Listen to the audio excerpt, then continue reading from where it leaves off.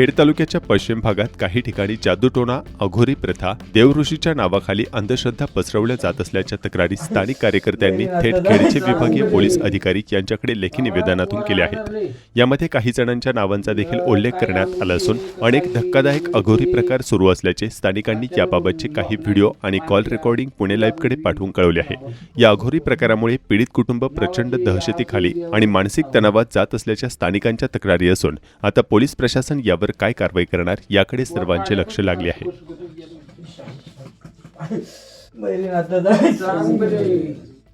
बाबा पोर आजारले काही अंगुठी का काही नडीचे रातच्या धरून झोप नाही, वांत्या जुलाबी नावाची अर्जुन देवस सावंत. पोर पाड्यापासून फार सुखतच गेलो.